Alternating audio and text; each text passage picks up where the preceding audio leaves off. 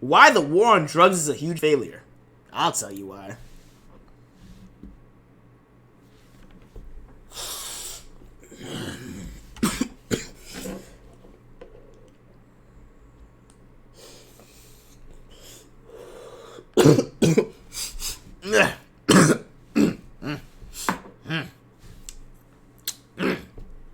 Years ago, US President Richard Nixon declared drug abuse public enemy #1, starting an unprecedented global campaign, the war on drugs. You good? Today, the numbers are in. The war on drugs is a huge failure with devastating unintended consequences. It led to mass incarceration in the US, to corruption, political destabilization and violence in Latin America, Asia and Africa, to systemic human rights abuses across the world. It negatively affected the lives of millions of people. All of this while we waste billions of dollars every year only to create and fuel powerful drug cartels, while the goal of the war on drugs seems less achievable than ever. A world without drugs. How could this happen? Facts. Nigga just sniffed crack? What are y'all spamming question marks for?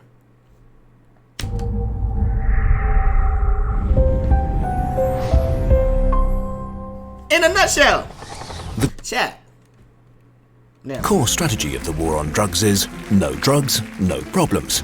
So almost all of the efforts in the last few decades have been focused on eradicating the supply of drugs and incarcerating drug traffickers. But this ignores the most fundamental of market forces, supply and demand. If you reduce the supply of anything without reducing the demand first, its price goes up. This might lower sales for many products, but not for drugs. The drugs market is not price sensitive.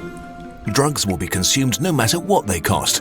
So the effect is to encourage production of more drugs and recruitment of more traffickers, which increases availability. This is also known as the balloon effect. Even if drug production or a major supply route is destroyed, the supply for the end user is not reduced. A perfect example of this is crystal meth. The US government tried to stop its production by strictly regulating the sale of chemicals used to manufacture the drug.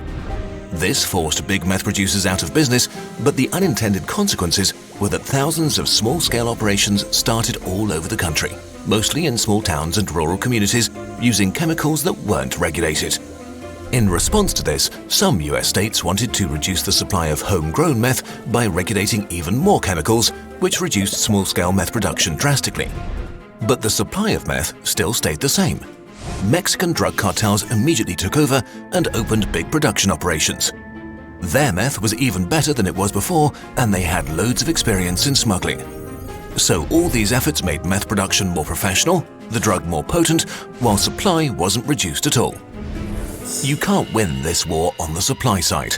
Not only are drugs widely available, demand unbroken, and some drugs purer than in the past, with a budget of around $30 billion, the US Drug Enforcement Agency has an efficiency rate of less than 1% when it comes to stopping the flow of drugs into the US and inside the US. For many minors around the world, it's as easy to get illegal drugs as alcohol. But it doesn't stop here. Prohibition may prevent a certain amount of people from taking drugs, but in the process, it causes huge damage to society as a whole. Many of the problems we associate with drug use are actually caused by the war against them. For example, prohibition makes drugs stronger. The more potent drugs you can store in as little space as possible, the more profit you'll make. It was the same during alcohol prohibition, which led to an increased consumption of strong liquor over beer. The prohibition of drugs also led to more violence and murders around the world. Gangs and cartels have no access to the legal system to settle disputes, so they use violence. This led to an ever-increasing spiral of brutality. According to some estimates, so basically, the world powers are the reason why the world's so fucked. Just let shit happen. People are gonna use drugs anyways. You might as well regulate it. But instead of regulating it and trying to help people, they were like, no, I'm gonna stop it. Estimates, the homicide rate in the US is 25 to 75% higher because of the war on drugs. And in Mexico, a country on the front line, an estimated 164,000 have been murdered between 2007 and 2014. More people than in the war zones of Afghanistan and Iraq in the same period combined. But where the war on drugs might do the most damage to society is the incarceration of non-violent drug offenders. For example, the United States, one of the driving forces of the war on drugs, has 5% of the world's total population, but 25% of the world's prison population, largely due to the harsh punishments and mandatory minimums. Minorities suffer because of this especially. African Americans make up 40% of all US prison inmates. I'm telling you, man. I'm telling you. We make up 40% of prison inmates, but we make up, I think, like 8% of the population in the country. Like. And while white kids are more likely to abuse drugs, black kids are 10 times more likely to get arrested for drug offenses. Okay, but is there actually something different we could do? Is there a way out of this mess? In the 1980s, Switzerland experienced a public health crisis related to heroin use. HIV rates skyrocketed and street crime became a problem. Swiss authorities tried a new strategy: harm reduction. They opened free heroin maintenance centers where addicts would be treated and stabilized. Here, people would be given free heroin of high quality, they would get clean needles and have access to safe injection rooms, showers, beds and medical supervision. Social workers helped them find housing and deal with other problems in their lives.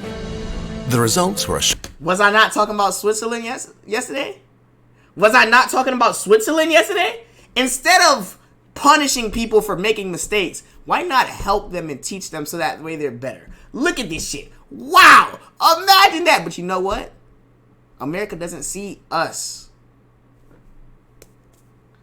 minorities, as people. So they're like, fuck it. I don't want to deal with that shit. Why help him when I could punish him and make him do free labor? Sharp drop in drug-related crime, and 2/3 of the people in the centers got regular jobs because now they could focus on getting better instead of financing their addiction. Today, over 70% of all heroin addicts in Switzerland receive treatment. HIV infections have dropped drastically. Deaths from heroin overdoses have dropped by 50%. And drug-related street sex work and crime has been reduced enormously.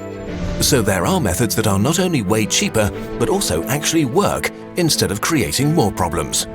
But nope, America wants to buy guns. See, that's the thing with America.